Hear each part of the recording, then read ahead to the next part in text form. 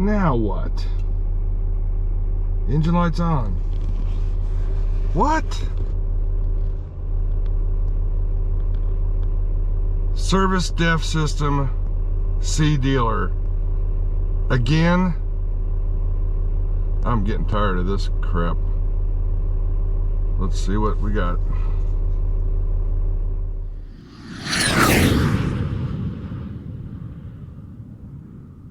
Howdy everybody, Phil here from Peterson Farms of Nashville, and today we're going to show you how to replace one of these guys. Yep, if anybody's ever dealt with DEF systems before, you know what this is. And we'll be replacing it on my Ram 2500 Longhorn Laramie, and it's a 2017. And be sure to catch the video, my last video of my DEF system right up there, and I'll show you how to change the tank out, and also the heater line that goes between the tank and this guy here. This guy I should have replaced at the same time, but I didn't. Learn the hard way, but sit back and enjoy, and maybe you'll get something out of this too. So I hooked up the scanner, and I'm getting this P2048 code. It says 1 of 8. Let's see what else we got. P0562.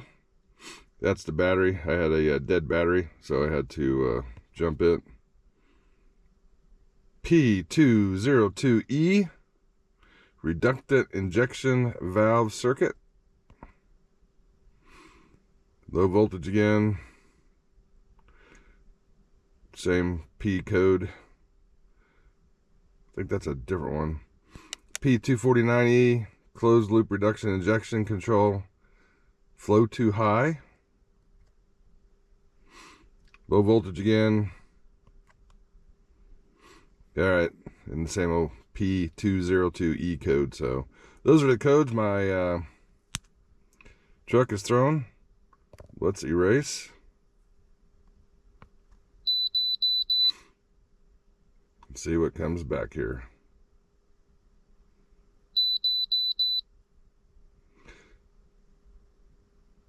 System low voltage, that's the battery. And then the P202E, generic permanent for the reduction injection valve circuit. So I think that's what we're after. In this case, I already knew that was pretty much the injector, just from previous work on this vehicle that I've done. I replaced the DEF pump heater, which you have to replace the whole pump with the heater because it's built in. And I ended up replacing the DEF injector line, which is the heated line going from the pump over to the DEF injector. So that was ultimately the problem last time, but through some bad advice through the dealership, and until I finally got onto an internet site that diagnosed or helped me diagnose the electrical system for the DEF system, I was able to determine that it was just the DEF injector heater hose that was bad last time. So be leery of your Ram dealers. They are parts replacement people for the most part anymore. Very few people that can help diagnose an actual problem. They'll just throw parts at it until the problem goes away.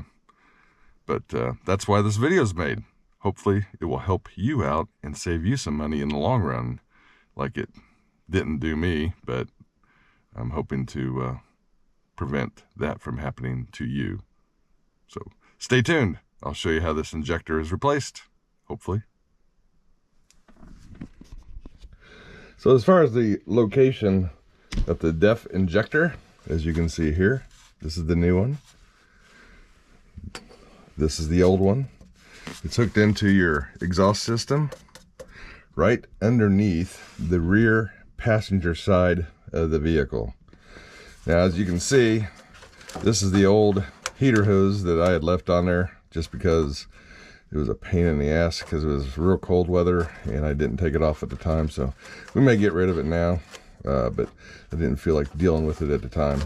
So we got to remove this injector hose, this coupler, and then the two main issues are going to be there's a bolt on each side, and everything I've seen, and I tried to take these off the last time because I had thought about replacing the injector, but I couldn't find an injector at the time, and these were definitely not coming off.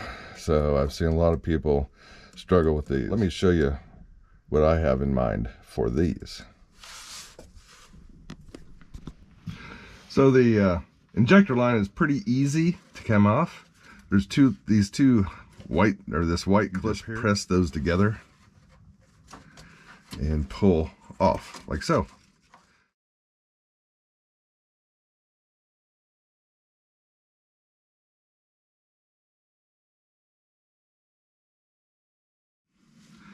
All right, and then you got this coupler you need to remove. Crap, this is not what I wanted.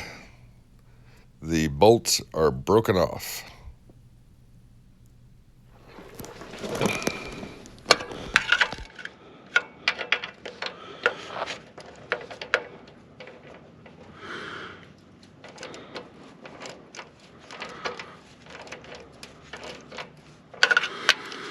All right, don't all you laugh, but I couldn't get those bolts taken out, so I had to cut them off in order to get the old sensor off, or injector off, and I made makeshift hose clamps to catch the base of the exhaust to up around the injector itself. So I did that on both sides. As you can see, it is holding very stout. I'm moving it as hard as I can, up and down, and it's not going anywhere. Now, obviously, we don't recommend doing this, but I have to drive this truck to work tomorrow, and I don't have time to mess around with the drilling the studs out and fixing the studs and the bolts. So I'll do that later. But I just want to give you an update on how we finished. And you gotta do what you gotta do and get creative. It's engineering at its finest, I know. So just a temporary fix until I get the permanent fix in place. All right, well, that did it. I didn't even have to clear the codes. Drove it for about 5 miles around the block and shut it off, turned it back on. The codes were gone.